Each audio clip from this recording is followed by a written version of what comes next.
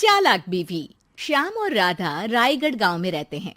वैसे तो उनके अपने घर में ही 2 वक्त का खाना पूरा नहीं पड़ता, लेकिन फिर भी श्याम हर रोज किसी न किसी नए मेहमान को दोपहर के खाने पर घर ले आता है।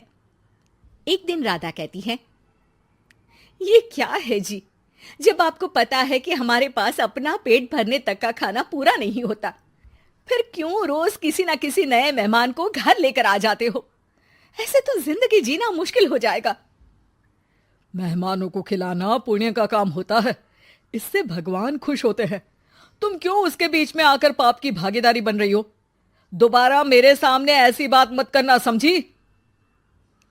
इसी तरह राधा बहुत बार श्याम को समझाने की कोशिश करती है, पर वो हर बार एक ही बात बोलकर उसे चुप करा देता है। इन्हें समझाना तो बेकार है, मुझे ही कोई ऐसी तरकीब सोचनी होगी जिससे मेहमान अपने आप ही यहां आना बंद कर दे। राधा तरकीब सोचने में लग जाती है और इसी तरह कुछ दिन बीत जाते हैं। एक सुबह श्याम बिना कुछ बताए जल्दी घर से निकल जाता है और राधा अपने काम में लग जाती है। कुछ घंटों बाद श्याम अपने एक दोस्त के साथ घर वापस आता है। सुनो राधा, आज दोपहर के लिए 3 मेहमानों का खाना बनाकर रखना, और याद रखना उनकी खातिर में कोई कमी ना हो। श्याम की बात पर राधा हैरानी से उसकी तरफ देखने लगती है, लेकिन दोस्त के साथ होने की वजह से कुछ बोल नहीं पाती। घर में तो ठीक तरह से 2 लोगों के खाने लायक तक दाल चावल नहीं है और इन्हें मेहमान बुलाने हैं। बस अपना अपना बोलते हैं, दूसरे की तो कभी सुननी ही नहीं है।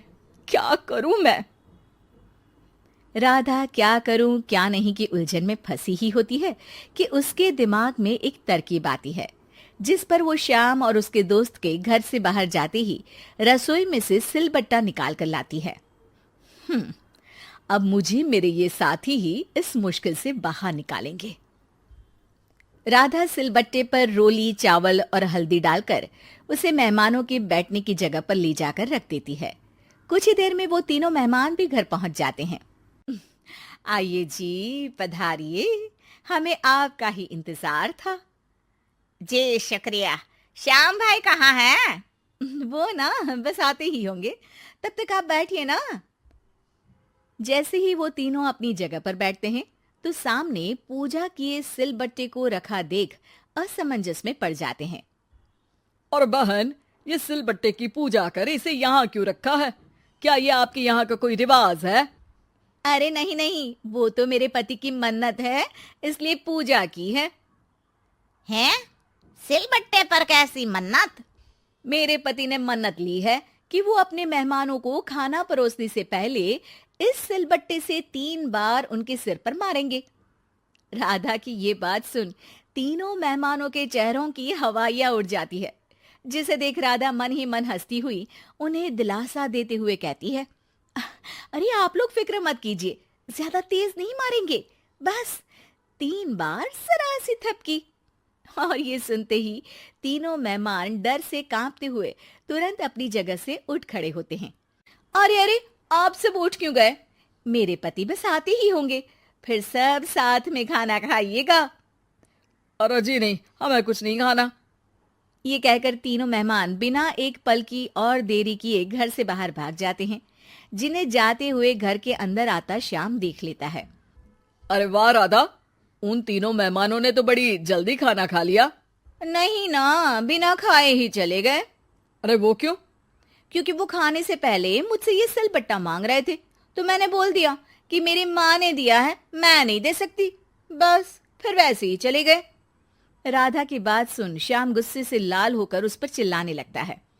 तुम पागल हो क्या? मेहमान को नाराज कर दिया। मेहमान जो मांगे उन्हें वो देना हमारा फर्ज है। इतनी सी बात तुम्हें कब समझ में आएगी?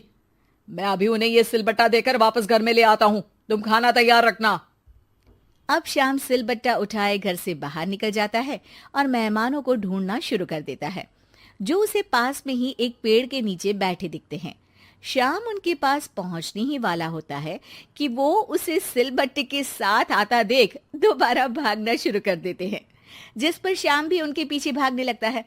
अरे रुको, मैं आप लोगों को ये देना चाहता हूं। अरे आप लोग रुको तो सही। अरे भाई, ये तो हाथ धोकर पीछे पड़ गया है। अरे जुबान कम और पैर तेज चलाओ। वो तीनों पिटाई के डर से और ज्यादा तेज भागने लगते हैं। इसी तरह तीनों मेहमान आगे आगे और श्याम सिलबट्टे के साथ उनके पीछे पीछे पूरे गांव में घूमते हैं, जिससे धीरे धीरे गांव में ये खबर फैल जाती है कि श्याम दयालु और उदार इंसान तो है, लेकिन अब से वो किसी की भी मेहमान नवाजी से पहले सिलबट्टे से 3 बार उसके सिर पर मारेगा, जिसके प्रभाव से अब लोग उसके घर खाने पर आना बंद कर देते हैं। मैं तो उन्हें सिलबट्टा देने जा रहा था और लोगों को लगा कि मैं मार रहा हूं। कितना बड़ा बेवकूफ हूं। अब मेरी ही वजह से कोई यहां खाने पर आने के लिए तैयार नहीं है। इस तरह राधा अपनी होशियारी और सिलबट्टे की मदद से श्याम के मेहमानों वाली आदत से छुटकारा भी पा लेती है और घर की शांति भी भंग नहीं होती। जरूरी नहीं कि हर जंग हथियार से ही लड़ी जाए। कुछ के लिए सिर्फ दिमागी चाल ही काफी होती है, और अगर शांति के साथ अच्छे से दिमाग लगाकर सोचा जाए तो मुश्किल से मुश्किल समस्या का समाधान मिल ही जाता है।